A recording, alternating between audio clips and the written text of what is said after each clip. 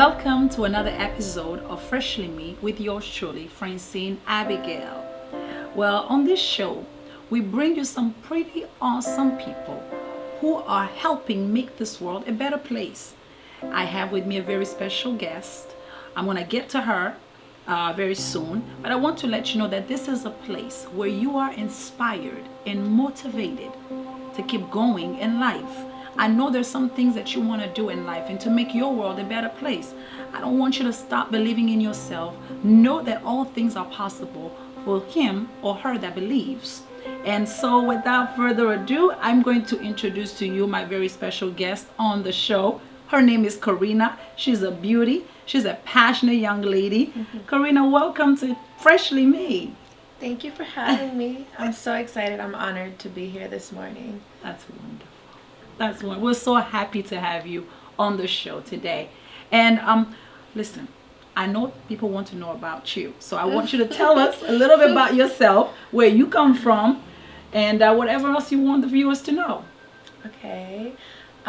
So actually I was born in Providence, Rhode Island. When I was about 15, we moved to Georgia. From Georgia, I moved to New York. And about a year and a half ago, I moved back to Rhode Island, and now I'm here. Found maybe a year in, I was like, God, I need a church. I need to get back to church. I was going to a really good church in New York, and then I was led to Kingdom Embassy. Now I'm here. Wonderful, wonderful. Well, there you have it. That's her. This is Karina. She tells you that she's from here, Rhode Island. But I know, Karina, you had a recent encounter that literally changed the very course of your life. And I really want to talk about that. I want to talk about what happened to you recently. Okay, well, recently, maybe like 45 days ago. I know, because I quit smoking because of this encounter. Wait. Hold it. You know we keep it real on the show. You quit smoking 45 days ago? Yeah. Wow, that's major. Cigarettes. We're gonna talk about that. All right, let's talk about the encounter first. Okay, so you were doing 21 days of prayer. I was doing the 21 days of prayer. 21 days. I'm a praying woman. Taught me to be a praying woman. Thank you for that. Yeah, you taught me how to pray. So you did the 21 days of prayer. I didn't go all 21 days. I went like the last week, and I went on Wednesday. And then we were talking about testimonies, and I was like, God is so good to me, and crying, explaining, my testimony. And then I kept going every day, and every day something new kept happening to me. You go into church, and you don't tell people what you're going through, and that's a part of how I know that God is real, because I'm not telling anybody my problems, but people are coming to me with, don't feel like that, or God loves you, or telling me intimate moments. So it's sowing seeds into your life. Yes. Yeah. Explaining to me intimate moments that I had by myself with God. Moments that I had alone, or when I was crying in my room, and someone's like, hey, and a human is telling me of an encounter that I had with God. So I'm like, wow. And one of those days, it was a Sunday before the week ended. We ended on a Wednesday. So it was the Sunday before we ended. The 21 days. Yes, 21 days of prayer. And it was the girl that was under you. I was crying at church because everyone's like praying, and I'm like, I don't know how to pray like how you guys are praying. And you were like, baby, what's wrong with you? Come here. What's wrong? And I was like, I just don't know how to pray. And you were like, just go to the altar. And I went to the altar, and I cried and cried and I cried, and I just let myself go. I really just let myself go, and then I was filled, spiritually filled. And then the girl started praying for me, and she started telling me some things, and I don't know, from that day on, I just never picked up a cigarette again. I got into my car, I threw away the cigarettes, and I've never, ever picked up a cigarette again till this day. And that was like 45 days ago. Wow. Now that is a tremendous testimony.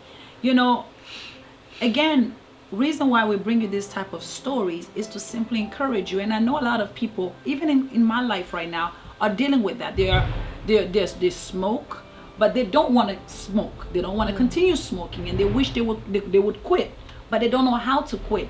And so, what she was talking about is an event that we had at Kingdom Embassy, which, is entitled 21 Days of Prayer. We just wanted to come and pray, and not knowing what God was going to do, just believing that he's going to do some awesome things as usual. This young lady, I didn't know that she had a, issue with that, but God worked it out for you. What some people actually literally have to go through, they have to go to rehab, or they have to, you understand, to break the habit of doing certain things. But you got your breakthrough in the prayer. That is pretty awesome. And I have people in my life who smoke. It's almost everyone in my family smoked at one point in time or another. And I remember I would say to God, I'm like, I started smoking at 18 and I'm already 24. And I was like, when am I ever going to stop? Because you just keep saying, I'm going to stop one day. I'm going to stop one day. And then you don't stop. And I'm like, when am I going to stop? And it was hindering me to continue to grow because I want to get fit, and then I'd go to the gym and I feel incapable because I'm trying to run and I'm like, I'm short of breath. And I'm like, oh my God, how, like, I need to stop. And then, to just have that much faith. And I can't say that I haven't had moments where I want to smoke. There are plenty of moments, like I was explaining to you earlier.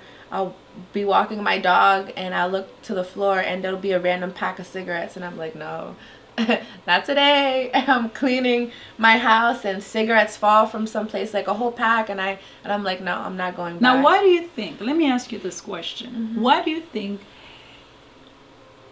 that seeing those things on the floor, the pack of cigarettes, what is it that helps you, you understand, not tap into that place where you say, okay, let me just pick it up and just, light up one cigarette? Like, what keeps you going? Like, what is it that helps you not to think about smoking or, go back to those old habits?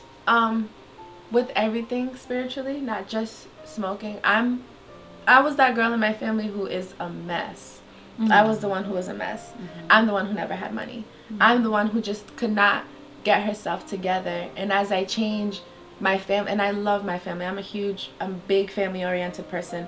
They're everything to me. And when my family's like, I see so much change in you, I see so much growth in you. Wow.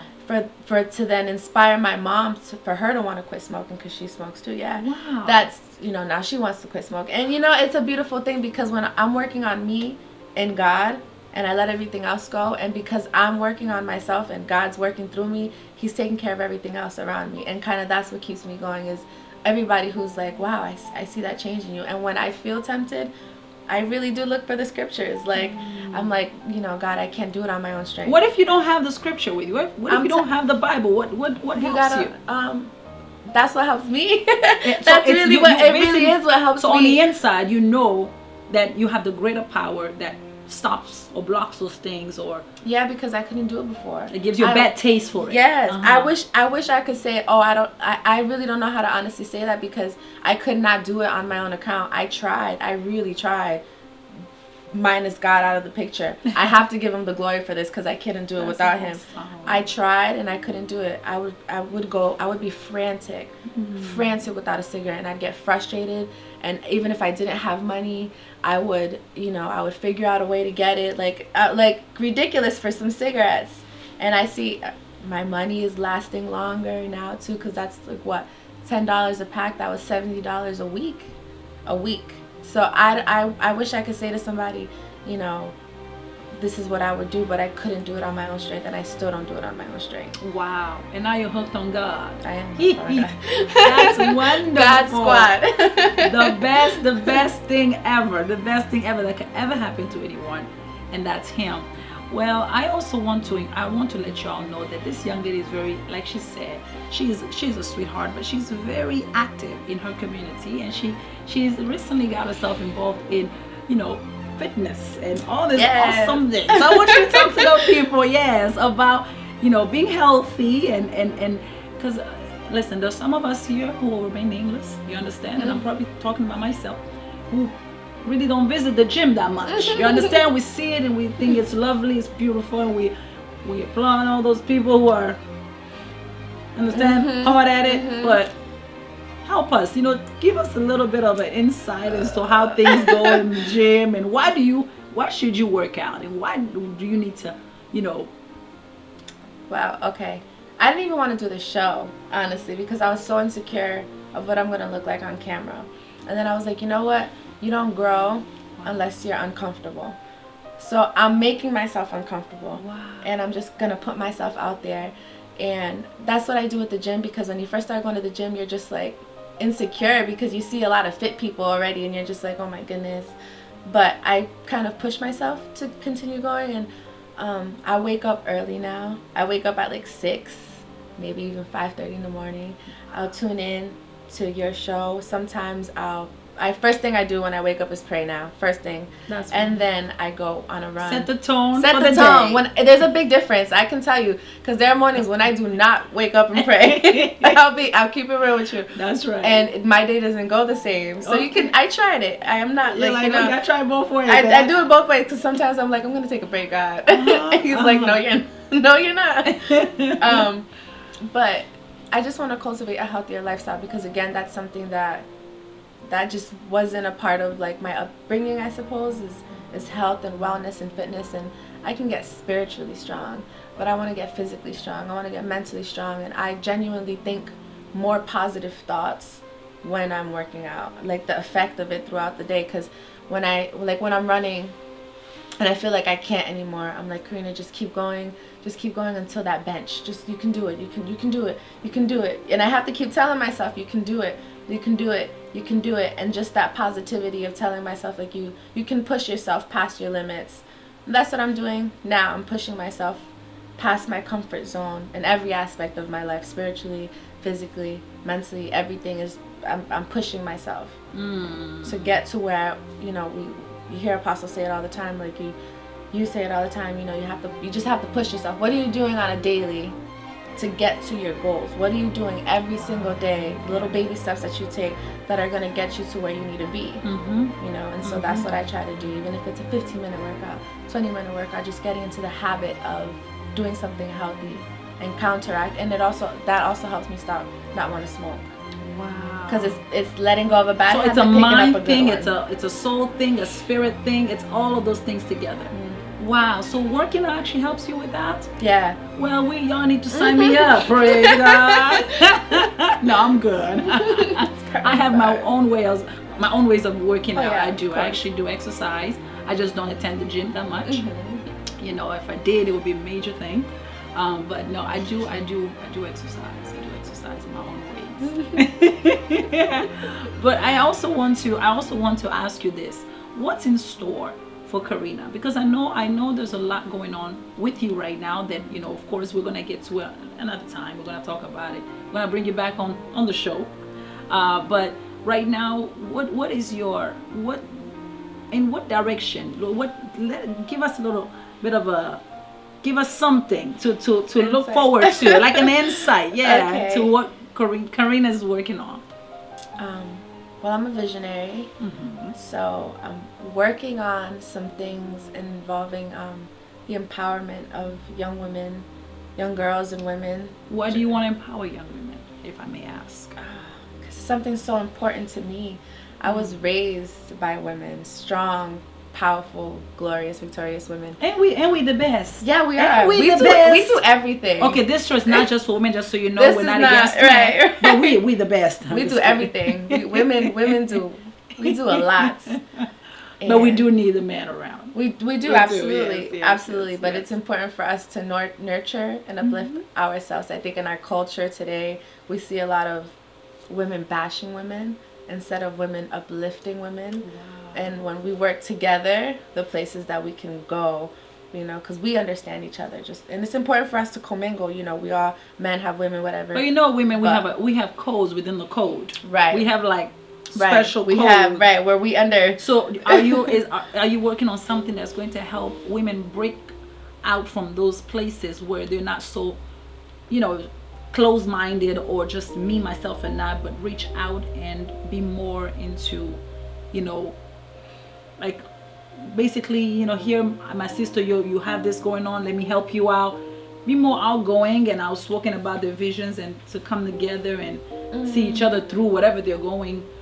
That's an aspect of it. I think it's also personal too, because it's hard. It's hard to uplift other people if you don't work on yourself.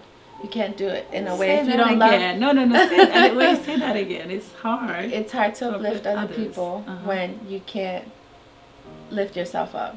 So it's more like I'm gonna be open about what I've gone through and who I am, and hopefully that then inspires someone else, and then it touches someone else, and then we all grow. I used to be a very jealous person, and now I'm very like, I'm happy for you. I'm so happy for you, but I'm happy for somebody else because I'm working on myself, And so through me hopefully opening up and sharing my experiences, that's all I want to do is inspire someone else, and then that's my way of all of us growing, because when you get happy with you're just happy with everybody else. You're happy with the world. When you love yourself, you love everybody else too. So that's more what I want to do.